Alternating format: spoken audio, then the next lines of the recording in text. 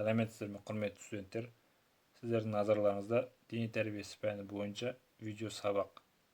Сабақ тақырыбы волейбол ойыны. Пән оқытушысы Нұрахметов Бақытбек Болатбекович. Сабақ жоспары. Бірінші тақырыпша волейбол тарихы. Екінші тақырыпша волейбол ойының түрлері. Және үшінші тақырыпша волейбол ережесі мен ойын техникасы және тәсілдері. Бірінші тақырыпша волейбол тарихы. Бұл спорт түрінің тарихына келетін болсақ, 1895 жылы ақш-та пайда болды. Бұл ойынның негізін қалаушы Уильям Морган. Волейбол сөзі ағылшын тілінен аударғанда ұшатын доп деген мағынаны білдіреді. Волейбол тарихындағы келесі маңызды оқиға 1922 жылы бүкіл халықтық турнирдің болуы. Ал 1925 жылдан бастап КСРО, Болгария, Жапония және ақш мемлекеттерінде осы спорт түрінен федерациялар пайда бола бастады. Сонымен қатар базалық әдістер пайда болды. Мысалы, алдап соғу, қорғаныс, шабуыл және блок. 1930 жылы сақтандыру және топтық бірлік қолданыла бастады. 1936 жылы Стокгольмде өткен гандбол федерациясының съезінде Польша өкілдері волейболдың техникалық комитетін құру туралы ұсыныс жасады. Ал өз еліміздегі волейбол ойынның тарихына келетін болсақ, Қазақстандағы алғашқы жарыс 1926 жылы Қызылордада ұйымдастырылды. Қазақстан волейболы 20 ғасырдың 60 жылдары жақсы дамыған.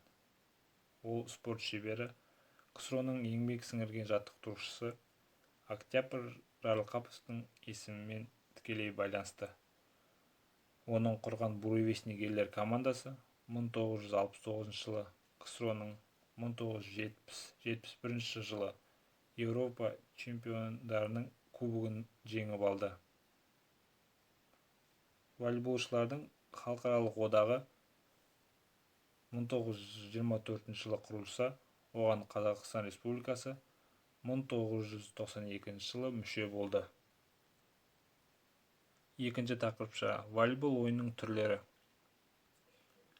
1947 жылы халықаралық волейбол федерациясы құрылды. Еуропалық және әлем чемпионаттары басталды. Еуропа чемпиондары кубогы ойналды. 1964 жылы волейбол Олимпиада ойындарына енгізілді. Қазіргі уақытта 110-нан астам ел волейбол федерациясына мүше ел болып табылады.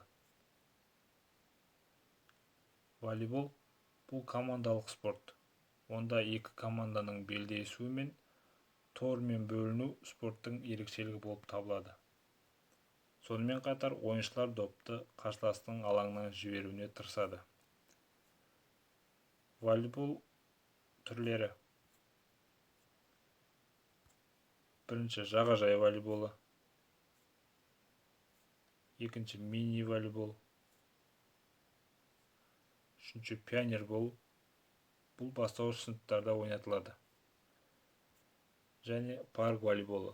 Парк волейболын қаламыздағы көптеген спорт алаңдарынан көруге болады. Топты жоғарыдан екі қолмен техникасы.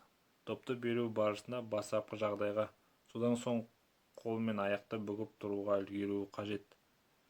Топты саусақтың ұштымен ұстап, допқа дұрыс бағыт жасауға мүмкіндік береді. Қолдың доппен кездесуі беттен сәл алдыда болады. Топты алақанмен ұруға болмайды. Бұл ойын тәртібін бұзушылық және ойлаған нысанға жетпеуі мүмкін.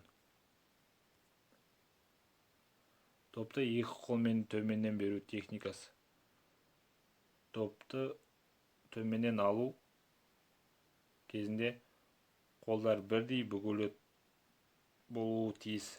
Бір иықты кішкене көтеріп, топтың ұшу бағытын өзгертуге болады. Құлап бара жатып топты қабылдау техникасы. Төмен ұшып келе жатқан допты бір немесе екі қолмен техниканы сақтап, жарақат алмай құлау. Міне бір жоспар бойынша сабағымызды аяқтадық. Бұл сіздерге бекіту сұрақтары.